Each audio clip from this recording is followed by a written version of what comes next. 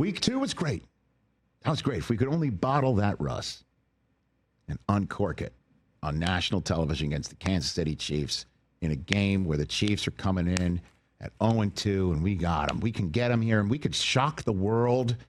Let's get Russ swinging it around, and that's Malik Neighbors, and let's go with Wandale. Pop a little scataboo, and off we go. And sure enough, the Giants had a chance to take a 7-6 lead, and the Chiefs are seeing Kelsey barking at Andy Reid again like it's the Super Bowl. And the Chiefs are sleepwalking. They're having a zombie-like nightmare, and here come the Giants because their defense is really good. But we all know what happened on Sunday Night Football. It was dreadful in the second half of that game. And it only accentuated the fact that the Giants, with the Chiefs struggling and the Giants defense doing its thing, because that front four, holy crap, we saw the front seven. Giants have got a dynamite front seven. All they got to do is come up with maybe 2, if not 3 scores, and they're going to win football games, except they only came up with 1 touchdown. And then comes the end of the game. It's 22-9, right? It's 22-9.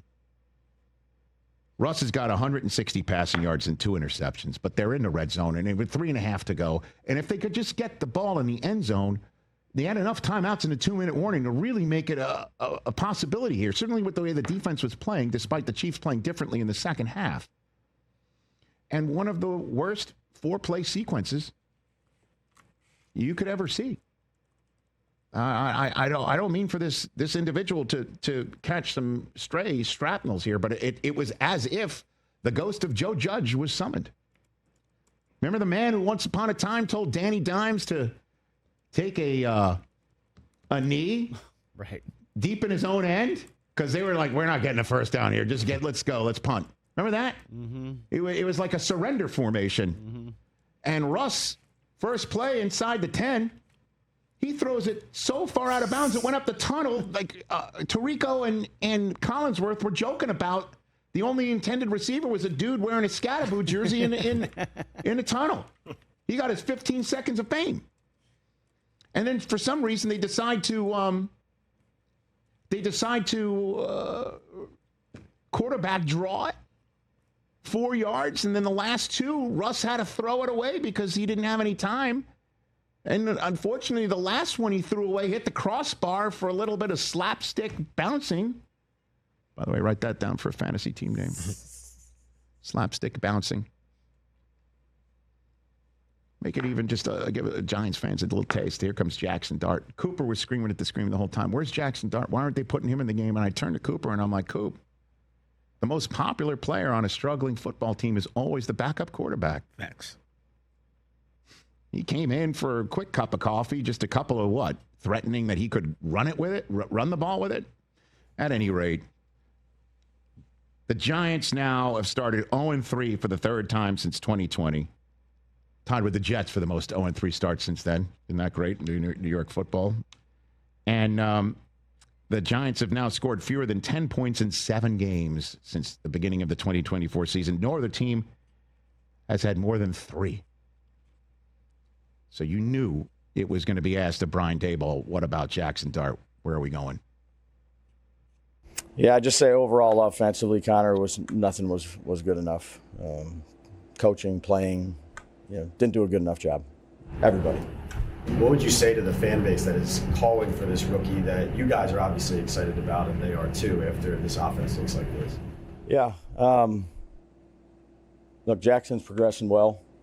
We'll continue to work with him. I got a lot of confidence in him, his development that he's had, and that's what we'll continue to do. Look, I'd be booing too, to be honest with you, in terms of not being good enough. No, not scoring, not finishing. I understand that. That's the nature of it. We got to be better. Well, Malik Neighbors with just 2 receptions. That's a career low. That said, he still has 125 in his first 18 games. And in terms of most receptions in his first 20 games, he's got 2 more to actually get the record. He's only 16 shy of Odell. who did it with the Giants. He's one behind Brock Bowers now, who just had his 20th game. And it doesn't help that the guy who was throwing him passes in the first 15 games is 3-0 in Indianapolis. And Saquon's 3-0 down in Philadelphia. They're 6-0. Daniel Jones and Saquon are 6-0. And New York football is 0-6. That's what's happening right now. Doesn't help. And I'll tell you one thing, Giants fans. You know what? You know who you're not seeing next week? It's Jaxson Dart. Because coming in are the 3-0 Los Angeles Chargers. And you want to talk about defenses that are making everybody look silly. Okay? It's them. You are not throwing Jaxson Dart. And it's, by the way, his first career game. You're not throwing him on Sunday night off of Russ throwing for 450 against the Chiefs, and Steve Spagnuolo was just dialing up all sorts of evil, and you're not throwing him against the Chargers. Week 5 at New Orleans, that's a different story. Right. That said, you got 2 against Philadelphia and Denver after that. And San Francisco, which is 3-0 with Mac Jones being 2-0, in large part because Robert Saleh's young defense is balling out. This is really going to be no good time. I'm saying if week 4 looks like week 3 and week 1, and it very well could be, maybe you see Jaxson Dart in New Orleans and just roll with it and see what happens there, because I don't know. It really depends on what the Maras and the Tishes feel about Daboll. And I'll just say this, the guy has not forgotten how to be coach of the year. I just don't believe it. But he's right. It doesn't look good either. And it doesn't help that after Saquon goes 3-0 in his title defense campaign, where he was balling out and looking exactly like the guy the Giants and all their fans thought we shouldn't let go. Daniel Jones is 3-0 and looking amazing for a Colts team that may just have that division wrapped up unless the Jaguars have something to say about it.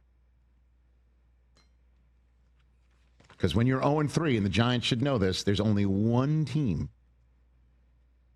There's only one team that started 0-3 that has made the playoffs, and it is the Texans in 2018. That's it. And I don't know if the 2025 Texans are going to recreate it.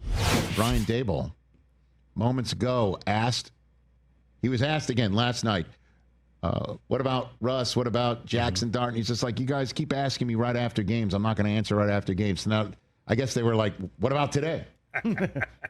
Russ remains the starter moving forward? Yeah, I mean, we're working through, all personnel decisions, and we'll do that over the next few days. Hold on, so you're not saying Russ is the starter, right? You're saying you're still working through that? Yeah, we're doing what we normally do, which is, watch the tape. We're just watching it with the players right now. So, we'll have staff meetings after this, but when we come in, we watch the tape, offense, defense, kicking game as a staff, and then we go meet with the players. That's where we're at right now. When you say what you normally do, most Monday afternoons, you know who your quarterback's going to be the upcoming week if everyone's healthy, though. It just seems a little different, your responses. Yeah, well, look, we're going through the tape right now. We're evaluating everything. So quarterback change is on the table. I'd say we're evaluating everything. Oh, wow. Just keep chipping away. Great follow-ups by whoever that was. Let me say this to you. There's one thing I feel as certain about anything about. Anything. Is that Russell Wilson starting against the Chargers? 100%. Did that sound like a committed Brian Daboll to Russell Wilson right there? There are fan bases howling at the gates. And I understand he's not going to say Russ. I mean, I don't know. And he's trying to create some sort of sense of competition. Last time he did this, Russ threw for 450 yards. I don't know. But you're not holding Jaxson Dart back because he's not ready. And, Thomas did return and play 25 snaps. You definitely don't want to put the kid back there until your left tackle's fully able to play and not sitting out at the end of the second quarter and then for your second half because he's on a snap count. And you're certainly not going to put him in against a defense that is marauding. The Chargers are the last team you want to do it against. You want to do it against anybody and then go with the flow and roll the dice. It is what it is after that. You do it against the New Orleans Saints a week later. That would stun me if they're like, you know what, Andrew Thomas isn't ready to play a full game yet, and yeah, let's roll him out against the Chargers. I would be stunned if that happens, but you never know.